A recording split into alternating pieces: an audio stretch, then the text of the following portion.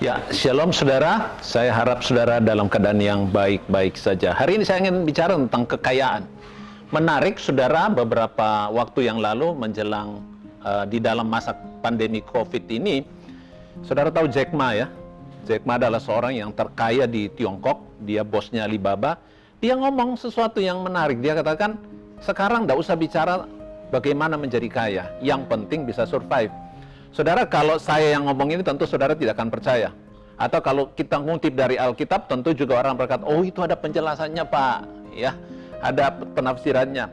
Tapi sesungguhnya dari hal ini kita belajar melihat bagaimana seorang yang kan selama ini ngajari kita bagaimana menjadi sukses, kiat-kiatnya luar biasa, bagaimana menjadi, intinya bagaimana menjadi kaya. Ketika tiba-tiba dia katakan, tidak usah menjadi kaya, tidak penting.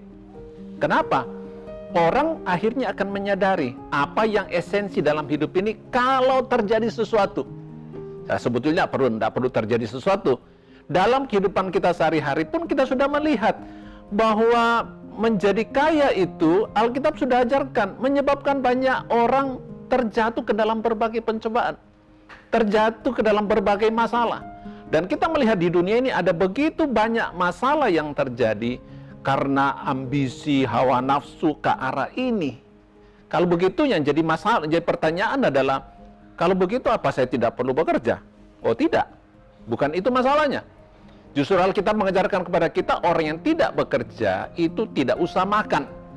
Tetapi yang jadi pertanyaan adalah apa yang menjadi motivasi kita di dalam bekerja? Kalau di dunia, di sekuler, kita bekerja tentu untuk menjadi kaya, bagaimana mendapatkan yang banyak. Tapi Alkitab mengajarkan bukan itu tujuannya. Kita bekerja karena itu adalah merupakan tugas. Itu adalah merupakan kewajiban kita. Itu adalah merupakan esensi dari kehidupan aktivitas kita di dunia ini. Untuk apa? Saudara, Alkitab berkata begini. Paulus berkata begini, aku menanam, Apolos menyiram, tapi Allah yang memberi pertumbuhan. Seringkali jadi masalah karena kita sibuk mengukur hasil yang kita kerjakan.